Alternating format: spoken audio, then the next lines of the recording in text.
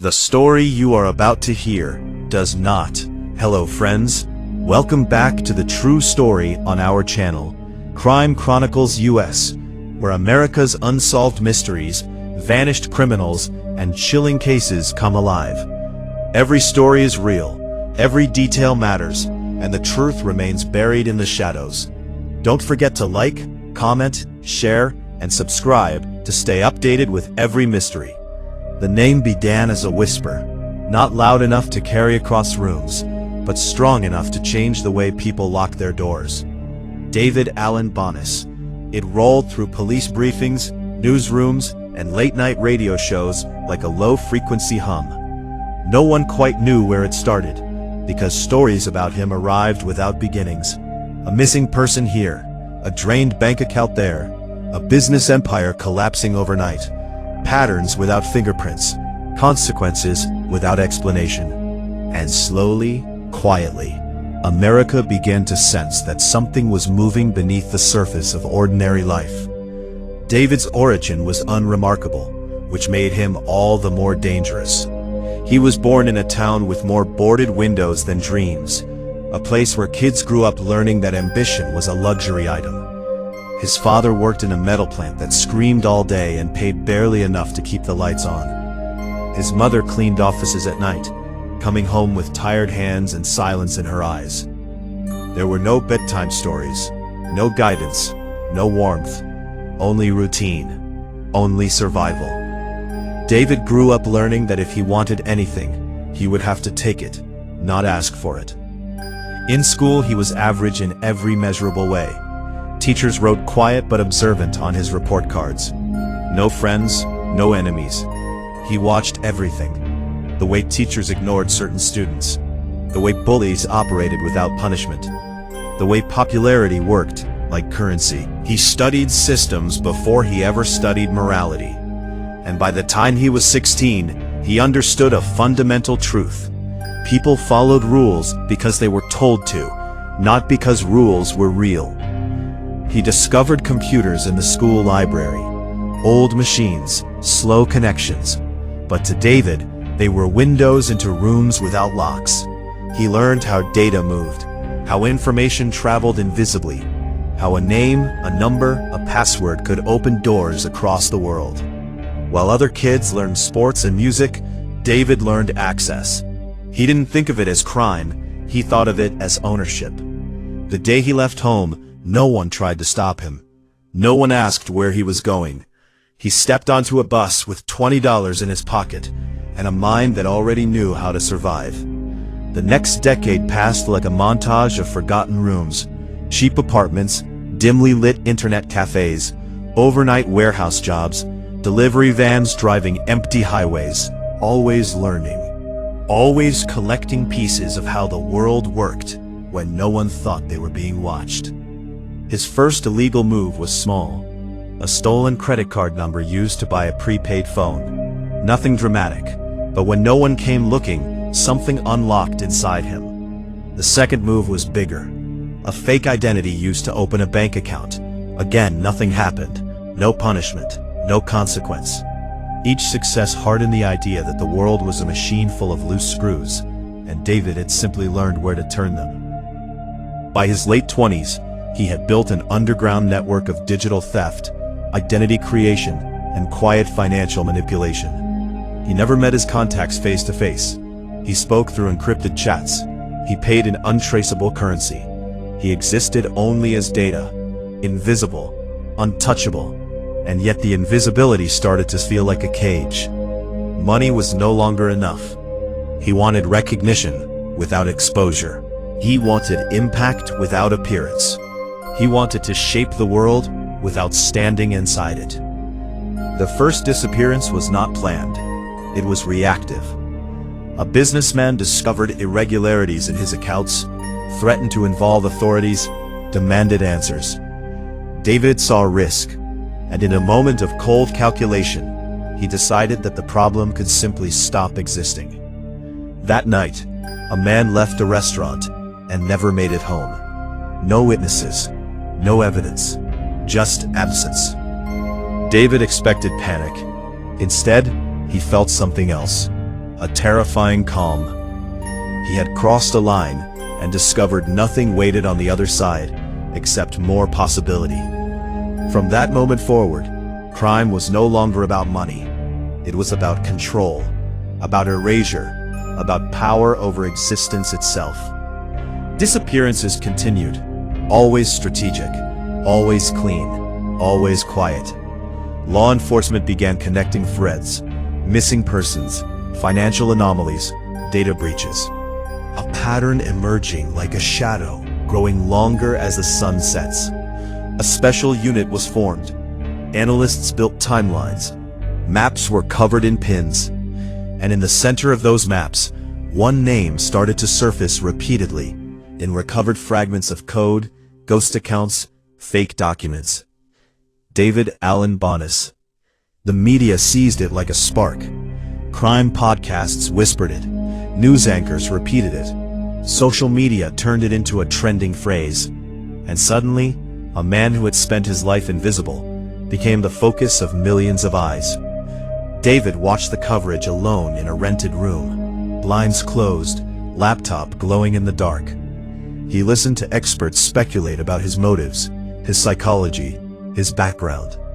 He watched actors reenact crimes that resembled his own, and he realized something strange. They were creating a version of him more powerful than he had ever been. A myth, a symbol, a boogeyman for the digital age. Then came the mistake. A victim survived, a single miscalculation.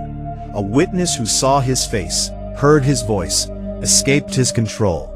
A police sketch was drawn, and for the first time, the public saw the man behind the myth. Not monstrous, not frightening, just ordinary. The terror deepened, because if he looked like anyone, then he could be anywhere. The next morning, every major network carried the alert. Federal agencies joined the hunt. International databases lit up. Border systems updated. Airport scanners searched for his face. And in a sealed meeting room, his name was officially added to the National Most Wanted list. A bounty was placed on information leading to his capture. Millions of dollars, a number big enough to change lives. And overnight, strangers began studying each other in gas stations, airports, motels, wondering if the man beside them might be the one from the screen. David understood the shift instantly. The game had changed. He was no longer invisible. He was prey. So he vanished again.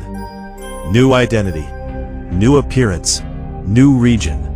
He abandoned everything familiar and melted into the background of another city, another state, another forgotten corner of America. The world searched loudly. He lived quietly.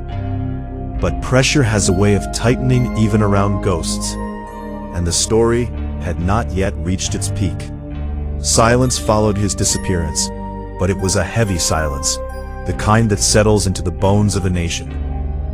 Families of victims held photographs at candlelight vigils. Reporters revisited timelines. Investigators slept in office chairs. And somewhere in the background hum of daily American life, one thought repeated itself. He is still out there. David adapted. He lived smaller, spoke less, trusted no one. He worked under assumed names, short-term jobs, cash payments, no attachments. He became a man without history. Yet inside, the hunger that had driven him never truly faded. He watched the world digitize further. Smart cities, connected cars, facial recognition, surveillance everywhere. And instead of fear, he felt excitement. More systems, more vulnerabilities, more doors waiting to be opened. He began planning one final operation, not for money, not for survival, but for legacy. A digital strike so complex that even if he was captured, the world would feel his fingerprint. A coordinated breach designed to collapse financial institutions, erase debts, shift trillions of dollars, disrupt infrastructure, a modern act of invisible warfare. He constructed it piece by piece, patiently, silently, like a spider weaving a web no one could yet see. Meanwhile, investigators worked backward from microscopic clues, a gas receipt, a partial fingerprint, a blurred image from a traffic camera, a pattern in travel routes. Slowly, the fog began to thin. A profile sharpened. A search zone narrowed.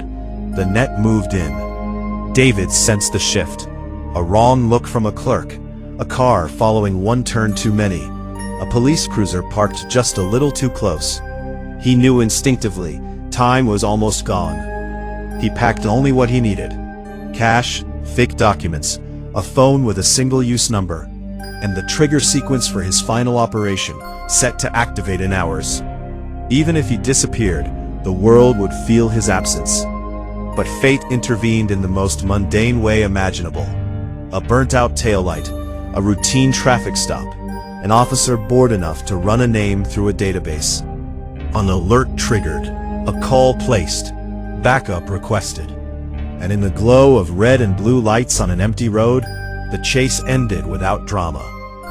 David stepped out of the car, hands raised, expression unreadable.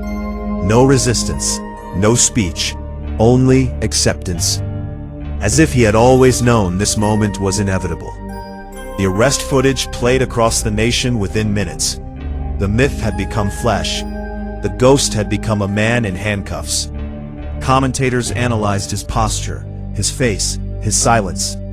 People stared at screens and tried to reconcile the ordinariness of his appearance with the enormity of his story. The trial became a national obsession. Packed courtrooms, endless commentary, psychological experts debating motives, victims seeking answers. David provided none. He listened, he watched, he remained still. When finally asked if he wished to speak, he leaned toward the microphone and said only one sentence. "You built a world of open doors. I just walked through them." He was sentenced to a lifetime of isolation, a high-security facility, concrete walls, no windows to the horizon, no network access, no identity beyond a number, a place designed to erase influence. Years passed. New fears replaced old ones. New criminals rose and fell. But the story of David Alan Bonis lingered like an echo. In crime documentaries, in cautionary lectures, in online forums.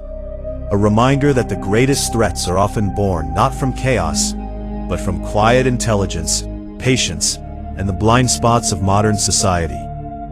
Some nights, when the facility lights dim and the world outside sleeps, David sits alone on his bunk. No screens, no voices, no systems to manipulate, only time. And in that silence, the legend slowly fades back into what it once was. A whisper, and then nothing. So friends, if you enjoyed this video, then don't forget to like, comment, share, and subscribe to Crime Chronicles US for more chilling unsolved mysteries from across America. Stay curious, and we'll see you in the next story.